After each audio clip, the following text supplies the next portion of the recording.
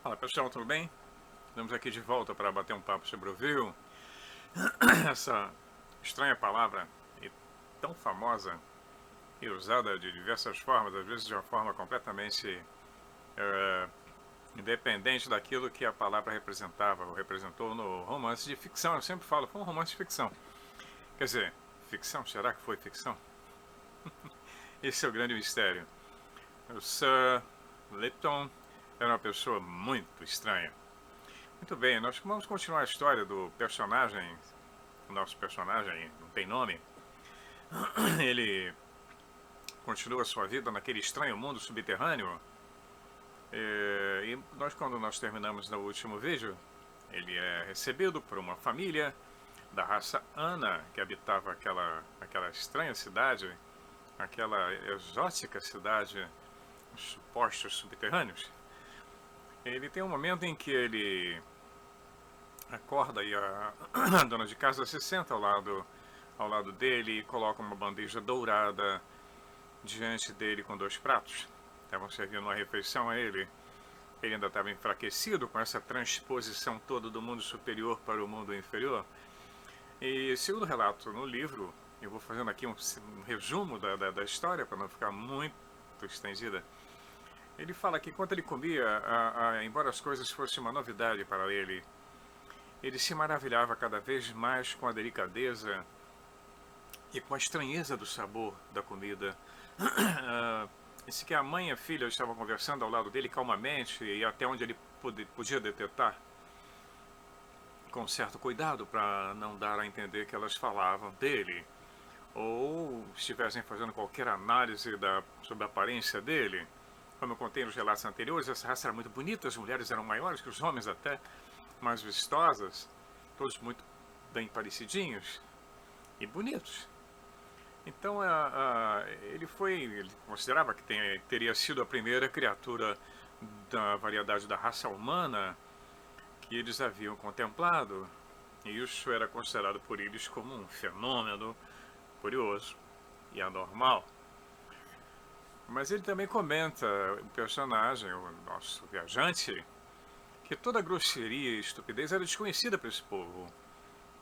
Ao filho mais novo, era ensinado a desprezar qualquer manifestação emocional, assim como os vulcanos da série de TV Star Trek, da qual sou um fãzoca, como o Dr. Spock, como o Capitão Spock. Eles não expressavam muito a sua condição emocional. Então, quando a refeição terminou, o guia que havia recebido ele pegou ele pela mão e entrou numa galeria, tocando numa placa metálica. E nessa placa metálica haviam gravuras, desenhos estranhos, como se fosse um painel de instruções. Ele conjecturou que seria da natureza dos telégrafos. É bom lembrar que esse relato foi feito no século XIX, no final do século XIX, onde só o telégrafo havia, não havia ainda TVs nem rádios, como nós conhecemos, nada disso.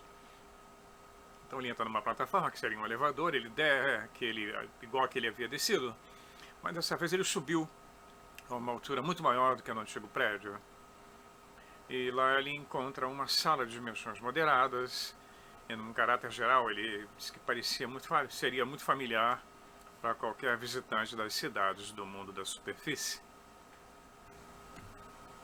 Bom, e ele continua, haviam prateleiras na parede contendo o que pareciam ser livros, e de fato eram assim, né? Na sua maioria muito pequenos e moldados na forma dos nossos volumes, e encadernados em finas placas de metal. Haviam vários mecanismos de aparência curiosa espalhados e aparentemente seriam modelos, né, como que se poderia ser visto num estudo de qualquer oficina mecânica profissional, maquetes, né? Haviam também 4 autômatos, ele chama de dispositivos mecânicos com que essas pessoas lidavam para propósitos comuns do serviço doméstico, que seria o equivalente aos nossos robôs. Nessa época não existia a palavra robô, essa palavra apareceu no livro do Isaac Asimov, Eu, o Robô, lá em 1950. É interessante esse livro, quando surgiu a história da robótica, visto de uma forma moderna. Ele dizia que eles pareciam fantasmas em cada ângulo da parede, e eles ficavam móveis ali até que as pessoas os chamassem. Havia um recesso embaixo no sofá, ficavam sempre escondidos em algum lugar ou guardados em algum lugar. Uma janela, ele descreve, havia uma janela com cortinas de um material fibroso e se abriam sobre uma grande varanda. E lá o meu anfitrião saiu para a varanda. Eu o segui e nós estávamos então numa plataforma e parecia, segundo a descrição aqui, uma plataforma de uma grande pirâmide. Eles estavam na parte superior de uma pirâmide e a vista era de uma beleza muito selvagem e solene, impossível de descrever. As vastas extensões de rocha íngremes que formavam o fundo distante e os vales intermediários, as vegetações com ervas diferentes, completamente diferentes, multicoloridas, o lampejo das águas, muitas delas com uma correnteza de fogo rosáceo. Parece o mundo de Avatar, quem viu o filme. A descrição do Lytton é bem parecida. O brilho sereno difundido por miríades de lâmpadas, combinando para formar um todo, né? Uma composição fantástica que ele diz que nenhuma palavra que ele conhecesse poderia transmitir uma descrição fiel de quão esplêndida era aquela paisagem. E que ele diz também era sombria e às vezes adorável e às vezes terrível.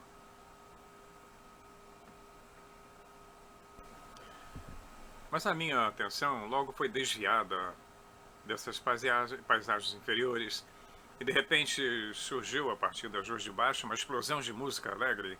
Então uma forma alada se elevou no espaço e um outro também atrás dele, como numa perseguição. Eles ficaram um depois outros até que, como se fosse um bando de pássaros voando, uma multidão que cresceu até um número incontável. Ele diz aqui como descrever a graça fantástica dessas formas e seus movimentos ondulantes. Eles pareciam envolvidos em algum esporte ou diversão. E agora formavam esquadrões opostos, se espalhando, cada grupo, um desafiando o outro, numa dança louca, num voo louco, subindo, descendo, se entrelaçando, tudo em um tempo medido, como se fosse uma música, uma dança. Ele virou o olhar para o hospedeiro dele, maravilhado, né? Uma maravilhada, como ele conta, uma maravilha febril. Ele se arriscou a colocar a mão nas grandes asas que estavam dobradas sobre o peito, e ao fazê-lo tomei um ligeiro choque de eletricidade. Eu recuei de medo, meu anfitrião sorriu e, satisfazendo cortesmente minha curiosidade, expandiu lentamente as suas asas. Eu observei a roupa dele, que ficou dilatada como se fosse uma bexiga cheia de ar, uma espécie de roupa inflável, um macacão. Os braços pareciam deslizar para as asas, e em outro momento ele se lançou no ar, na atmosfera luminosa, e pairava, imóvel, aqui e ali, com as asas abertas como uma águia que se aquece ao sol. Então, rapidamente, como a águia desce, ele voou para baixo no meio de um dos grupos e, deslizando pelo meio deles, subiu, de repente, no ar, aonde junto dele apareceram 3 outras formas, uma das quais ele pensou reconhecer ser a filha do anfitrião. Eles se separaram do resto e o seguiram como pássaros. Os meus olhos deslumbrados com as luzes e perplexos pelas multidões deixaram de distinguir os giros e evoluções desses companheiros alados, até que meu anfitrião ressurgiu da multidão e pousou ao meu lado. A estranheza de tudo que eu tinha visto começou agora a operar rapidamente em meus sentidos, e minha mente começou a vagar. Embora não estivesse inclinado a ser supersticioso e nem até agora acreditando que o homem pudesse entrar em comunicação corporal com os demônios, eu senti o terror e a excitação selvagem com a qual nas eras góticas, na Idade Média, um viajante poderia ter se convencido de que testemunhara um sabá ou um shabá de demônios e bruxas. Ele ficou espantado, ele continuou. O meu espanto e perplexidade foram ocasionados pela diferença de forma e movimento entre que as asas que haviam excitado a minha curiosidade e do sorriso gentil com o qual ele tentou dissipar meu alarme. Largando as asas no chão e tentando me mostrar que não passavam de um artifício mecânico. Eram asas mecânicas. Aquela transformação súbita só aumentou o meu horror. E com medo extremo, apavorado, em pânico, eu saltei em sua garganta como uma fera selvagem. E em um instante, a minha visão sumiu. Eu fui derrubado no chão como por um choque elétrico. E as últimas imagens que eu tenho na mente são confusas, imagens flutuando diante de mim, antes de me tornar completamente insensível. Se a forma do meu anfitrião se ajoelhou ao meu lado, com a mão na minha testa, e o lindo e calmo rosto de sua filha, com grandes olhos profundos e inescrutáveis, olhos fixos nos meus, foi a última imagem que eu vi. Ok, no capítulo 6 ele continua a descrição, ele permaneceu, acha que permaneceu nesse estado inconsciente apenas porque disseram a ele por muitos dias, talvez mesmo por algumas semanas, e de acordo com o cálculo de tempo que ele pôde avaliar, né? Ele, quando se recuperou, ele estava no quarto estranho, e meu anfitrião e toda a sua família estavam reunidos em volta de mim. E para minha surpresa, a filha do meu anfitrião me abordou em meu próprio idioma, com um sotaque levemente estrangeiro. Como você se sente? Ela perguntou. Foi uma surpresa o suficiente para hesitar. Você conhece a minha língua?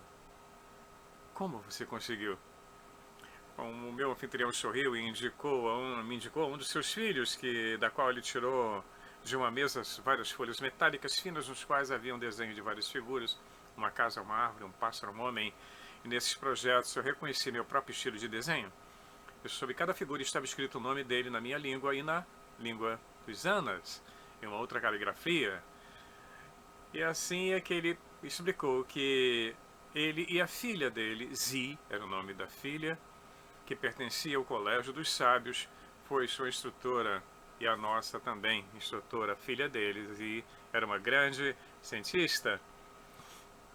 Zi então colocou diante de mim outras folhas metálicas, nas quais em minha escrita as palavras primeiro e depois as sentenças foram escritas, e sobre cada palavra e cada frase os estranhos caracteres da língua dos Anas. Reunindo meus sentidos, eu compreendi que assim havia sido, que eles tinham, na verdade, construído um pequeno e rude dicionário. E teria sido feito enquanto ele sonhava. De repente ela falou, isso é o suficiente agora, disse Zi. Eu num tom de comando, ela apenas falou, repousar e comer.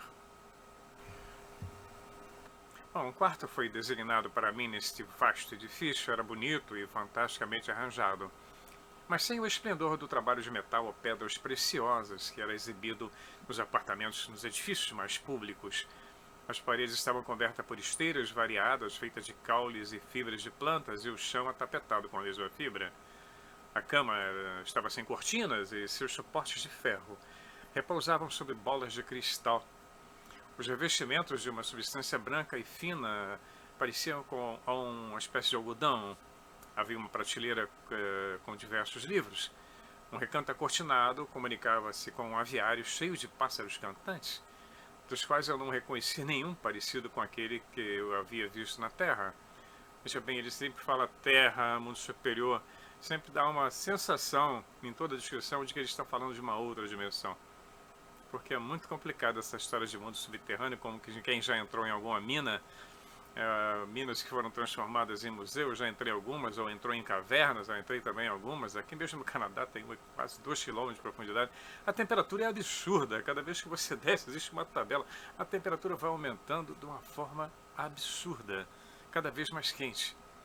Então, todo esse relato me parece, isso é a minha opinião, algumas outras pessoas também, alguns outros pesquisadores também acham que ele havia caído foi num portal dimensional e passou para uma outra dimensão, esse famoso intramundo, o mundo das profundezas ou o mundo subterrâneo, tem todas as características de um mundo interdimensional.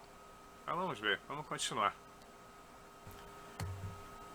Todas essas árvores, todas essas aves, elas teriam sido treinadas para cantar com melodias artísticas e excediam em muito a habilidade dos pássaros terrestres, que raramente conseguem cantar mais do que uma ou duas músicas e não podem, segundo o personagem, cantar aquelas músicas em concerto.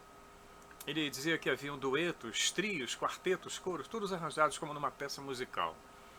E se ele quisesse silenciar os pássaros, bastava ele descer a cortina do aviário e a canção deles silenciava. Uma outra abertura formava uma janela não envidraçada, mas ao tocar uma mola, uma veneziana subia do chão, formada de uma substância transparente que não era vidro, era alguma outra matéria, e que deixava ali ter condição de ver a cena do exterior mais suavizada. E nessa janela foi anexada uma varanda, ou melhor, um jardim suspenso, onde cresciam muitas plantas graciosas e flores brilhantes. Olha o avatar aí de novo. O apartamento e seus pertences tinham um caráter que ele dizia assim, é, parecido com o que se via nos prédios e nas residências do século XIX, final do século XIX, que ele dizia construções modernas, né? E esses móveis teriam estimulado a admiração se fossem encontrados em um apartamento de uma duquesa inglesa ou de um designer de moda francês. Antes dele chegar a esse aposento era chamado a Câmara de Zee. Na verdade, era o quarto de Zee que ela havia cedido para ele. Começa a haver um clima entre Zee e esse personagem. Após algumas horas que ele acordou, depois que ele despertou, ele estava deitado sozinho no sofá, tentando organizar os pensamentos sobre a natureza e o gênero das pessoas, entre as quais foi lançado quando meu anfitrião e sua filha Zee entrou no quarto. Minha anfitriã, ainda falando minha língua nativa, perguntou com muita polidez: seria agradável para mim conversar ou você prefere a solidão? Ele respondeu que se sentiria muito, muito honrado e agradecido pela oportunidade que me ofereceu de expressar minha gratidão pela hospitalidade e pela civilidade que recebi nesse seu país, ao qual era um estranho, e aprender o suficiente de seus costumes e maneiras, de modo a não ofendê-los pela minha ignorância. Enquanto falava, naturalmente me levantei do sofá, mas Zee, para minha confusão, ordenou que eu me deitasse de novo. Havia algo em sua voz e olhos gentis, como eram, que me obrigaram à obediência. Ela então sentou despreocupadamente ao pé da minha cama, enquanto seu pai ocupava seu lugar em um divã a poucos metros de distância, e perguntou: mas que parte do mundo você veio?